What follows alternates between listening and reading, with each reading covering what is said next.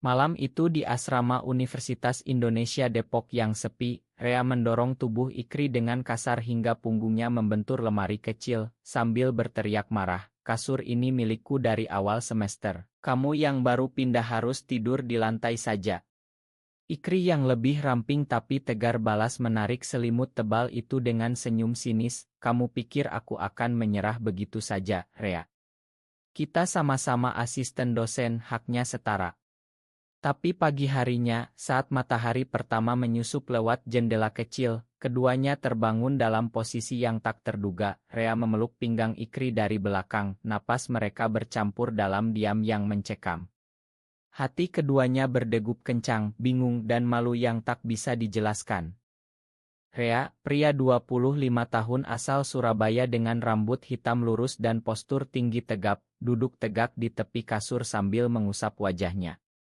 Ia asisten dosen mata kuliah ekonomi pembangunan di Akultas Ekonomi UI, sudah 2 tahun mengabdi di bawah bimbingan Prof.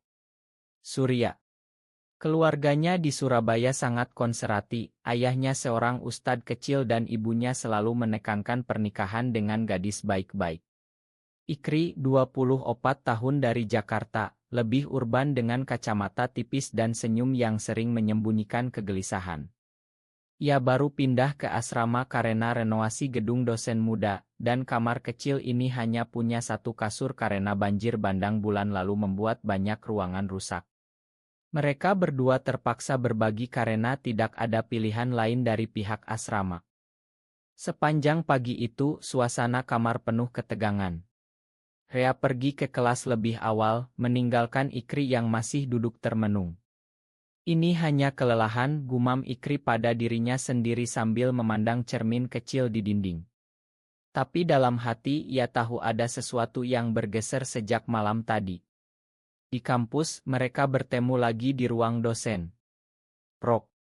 Surya memberi tugas bersama mengoreksi makalah mahasiswa semester 5. "Kerja sama yang baik ya, kalian berdua," kata profesor itu sambil tersenyum. Rea mengangguk kaku, Ikri menunduk. Siang harinya, saat makan siang di kantin kampus, Rea akhirnya buka suara. "Kita bagi kasur saja, tapi jangan sampai ada yang aneh-aneh. Aku tidak mau masalah." Ikri mengangguk, tapi matanya menyimpan pertanyaan yang tak terucap. Malam berikutnya, mereka berbaring berjauhan, tapi angin malam Depok membawa dingin yang membuat tubuh mereka tanpa sadar mendekat lagi. Rea merasakan hangat tubuh Ikri di sampingnya dan hatinya bergetar. "Apa ini?" bisiknya dalam hati. Hari-hari berikutnya berlalu dengan rutinitas asisten dosen yang padat. Pagi mengoreksi tugas, siang mengajar tutorial, sore rapat dengan mahasiswa. Rea sering menerima telepon dari ibunya di Surabaya yang menanyakan kapan ia pulang untuk dijodohkan dengan anak tetangga. "Kamu sudah 25, nak. Jangan terlalu sibuk di Jakarta, cari yang serius," kata ibunya setiap kali. Ikri juga punya cerita serupa. Ayahnya seorang pegawai negeri yang ketat, selalu menekankan pria sejati harus menikah dan punya keturunan. Di kamar sempit itu, perlahan mereka mulai bicara lebih dalam. Suatu malam, setelah lampu dimatikan, Ikri bertanya pelan, "Rea, kamu pernah merasa berbeda dari yang lain?" Rea diam lama, lalu menjawab, "Semua orang punya rahasia, Ik. Jangan tanya terlalu dalam." Udara kamar terasa lebih berat. Pertengkaran awal tentang kasur kini berubah menjadi kedekatan yang tak nyaman tapi juga tak bisa dihindari. Rea mulai memperhatikan senyum Ikri saat mengoreksi makalah bersama, dan Ikri merasa aman saat Rea berbagi cerita masa kecilnya di Surabaya. Tapi di balik itu semua, benih kegelisahan mulai tumbuh. Apakah ini hanya persahabatan biasa, atau sesuatu yang lebih besar yang bisa menghancurkan segalanya di masyarakat Indonesia yang masih melihat hal ini sebagai tabu? Malam demi malam, mereka berbaring berdekatan, dan hati keduanya mulai berbisik pertanyaan yang sama, mengapa kehadiran satu sama lain terasa begitu benar, padahal dunia luar berkata sebaliknya. Seminggu berlalu sejak insiden pelukan tak sengaja itu, dan kamar kecil di asrama kini terasa lebih hangat meski AC sering rusak. Rea dan Ikri mulai membagi tugas kecil, Rea yang membersihkan meja belajar, Ikri yang menyiapkan kopi hitam setiap pagi sebelum ke kelas. Di kampus, mereka tetap profesional. Mahasiswa tak tahu apa-apa tentang ketegangan di balik senyum sopan mereka saat memimpin tutorial bersama. Tapi di dalam kamar, percakapan malam semakin dalam. Suatu malam hujan deras mengguyur Depok, listrik padam, dan mereka duduk berhadapan di lantai dengan lilin kecil. Keluargaku di Surabaya selalu bilang aku harus jadi teladan, kata Rea sambil menatap api lilin. Ayahku ustad, ibuku pengurus masjid. Kalau mereka tahu aku entahlah. Ikri mengangguk pelan, kacamata tipisnya berkilat. Ayahku di Jakarta lebih parah. Dia bilang pria harus kuat, harus punya istri dan anak. Aku pernah coba pacaran dengan perempuan, tapi rasanya kosong. Kata-kata itu menggantung di udara lembab. Mereka tidak langsung bicara tentang perasaan, tapi kedekatan paksa karena satu kasur membuat batas mulai kabur. Rea mulai memperhatikan bagaimana Ikri menggigit bibir saat konsentrasi mengoreksi makalah, dan Ikri suka cara Rea tertawa kecil saat menceritakan lelucon kampus. Suatu sore setelah rapat panjang dengan Pro Surya, mereka pulang bersama naik angkot. Di kamar, Ikri tak sengaja menyentuh lengan Rea saat mengambil handuk. Sentuhan itu seperti listrik. Rea menarik tangannya cepat, gumamnya. Ikri hanya tersenyum tipis, tapi malam itu ia tak bisa tidur. Tekanan dari luar mulai datang. Ibu Rea menelepon lagi, kali ini lebih mendesak. Ada anak paket yang cocok, nak. Pulanglah akhir pekan ini. Rea menutup telepon dengan tangan gemetar. Ikri yang mendengar dari kasur bertanya pelan, kamu baik-baik saja? Rea menggeleng. Aku lelah pura-pura, lelah jadi orang yang bukan diriku. Ikri duduk memeluk lututnya sendiri. Aku juga. Di Jakarta aku selalu sembunyi. Teman-teman kampus bilang itu dosa besar. Tapi kadang aku bertanya, apa salahnya mencintai seseorang yang membuatmu merasa hidup? Kata-kata itu membuat Rea menoleh. Mereka saling pandang lama di bawah cahaya lampu neon yang redup. Tak ada pelukan malam itu, tapi hati mereka sudah mulai terbuka. Di kampus, rumor kecil mulai beredar. Seorang mahasiswa melihat mereka pulang bersama terlalu sering. Asisten dosen kita berdua deket banget ya, bisik salah satu. Rea mendengar dan langsung tegang. Ia mulai menjaga jarak di depan umum, tapi di kamar, jarak itu hilang. Suatu malam, Ikri demam karena hujan deras. Rea tanpa pikir panjang mengambil obat dan duduk di tepi kasur, mengusap kening Ikri dengan kain basah. Kamu harus istirahat, katanya lembut. Ikri memegang tangan Rea sebentar. Terima kasih, Rea. Kamu beda dari yang lain. Rea merasakan hangat yang aneh di dada. Ya tahu ini bukan sekadar pertemanan biasa. Tapi di Indonesia, di mana keluarga dan agama begitu kuat, mengakui perasaan ini berarti siap menghadapi badai.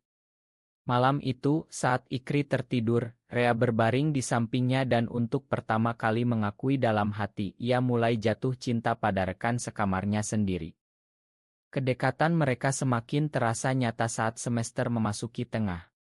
Rea dan Ikri kini rutin mengerjakan tugas bersama di meja kecil kamar, bahu mereka hampir bersentuhan. Di kampus, mereka tetap menjaga jarak, tapi mahasiswa mulai memperhatikan. Pak Rea dan Pak Ikri selalu bareng, ya. Kayak sahabat sejati, kata seorang mahasiswi sambil tersenyum. Rea hanya mengangguk kaku, tapi dalam hati ia khawatir. Suatu hari, seorang kolega asisten dosen lain, Rina, mengajak Rea makan siang berdua. Kamu kelihatan deket banget sama Ikri. Hati-hati, Rea. Di kampus ini orang mudah gosip, katanya sambil tersenyum penuh arti. Rea merasa seperti ditampar. Malam harinya ia pulang dengan wajah muram. Ikri yang sedang membaca makalah bertanya, ada apa? Rea menceritakan semuanya. Ikri diam lama, lalu berkata, mungkin kita memang terlalu dekat. Tapi aku tidak mau jauh darimu. Kata-kata itu membuat Rea terdiam. Malam itu, untuk pertama kali mereka tidur dengan tangan saling bersentuhan di bawah selimut. Tak ada kata-kata, hanya hangat yang menenangkan. Tapi pagi berikutnya, Ibu Rea tiba-tiba datang ke Depok tanpa pemberitahuan. Aku kangen anakku, katanya sambil memeluk Rea di depan pintu asrama. Saat melihat Ikri keluar dari kamar dengan rambut acak-acakan, Ibu Rea mengerutkan kening. Siapa ini? Kamu tinggal serumah dengan pria. Rea buru-buru menjelaskan tentang kekurangan kamar, tapi ibunya tetap curiga. Sepanjang hari, Ibu Rea bercerita tentang gadis di Surabaya yang sudah siap menikah. Ikri mendengar dari dapur kecil dan merasa dada sesak. Malam itu, setelah Ibu Rea pulang, Ikri bertanya dengan suara pelan, "Kamu akan menikah, Rea?" Rea menggeleng kuat. Aku tidak bisa bohong lagi pada diriku sendiri. Konflik mulai muncul saat Rina, kolega itu, mulai mendekati Rea lebih sering. Ia mengajak Rea ke acara dosen muda, dan Ikri melihat mereka tertawa bersama di koridor akultas. Cemburu yang tak terduga menyergap Ikri. Malam itu di kamar, ia diam saja. Rea merasakan perubahan itu. Kamu marah? Tanya Rea. Ikri menggeleng tapi matanya berkaca-kaca. Aku takut kehilanganmu. Di Indonesia ini, kita tidak boleh seperti ini. Keluarga, masyarakat, agama semuanya menentang. Rea mendekat, memegang bahu Ikri. Tapi aku merasa benar saat bersamamu. Momen itu hampir menjadi pelukan, tapi mereka mundur. Tekanan sosial mulai menggerogoti. Seorang mahasiswa senior pernah bilang di grup chat dosen, laki-laki yang terlalu dekat itu aneh. Rea dan Ikri mulai merasa dunia luar semakin sempit. Tapi di dalam kamar kecil itu, perasaan mereka justru semakin besar. Rumor di kampus semakin kencang.